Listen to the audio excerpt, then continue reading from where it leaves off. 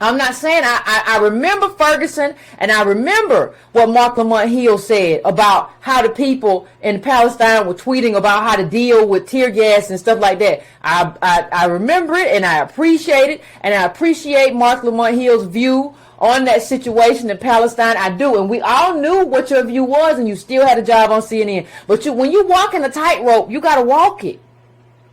When you walk in a tightrope, you can't start dancing. You can't get loose. You already on a tightrope. They already know you got pictures with Farrakhan. You on a tightrope. You got to walk that thing. You got to walk it out because there's other people that depend on you because you're one of the few names in the mainstream media, and you're one of the ones who walked it tight enough that you've been able to get away with it. You can't afford to be reckless. You can't go left. You can't go right. You got to go straight. You got to keep your eye on that little horizon. You can't look down. You can't look up. That is really blackness. And I'm not talking about being twice as good. I'm talking about you chose to take on these views and make them public in that way.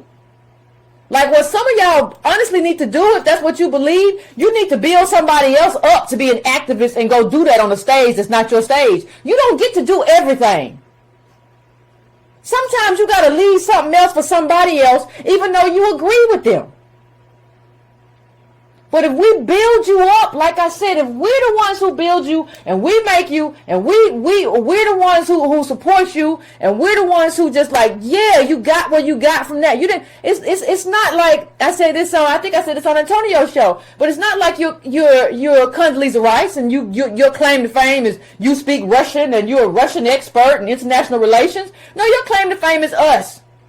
So when you go speak before these groups, I don't want to hear all that talk of solidarity. I want you to talk about us. And then here's something else I will say. I also want to know what your solidarity means. Because this was a day of solidarity. This was a day of solidarity, right?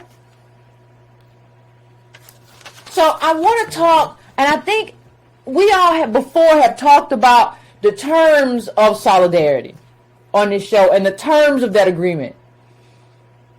And so what I like to kind of figure out is, what do you get in exchange?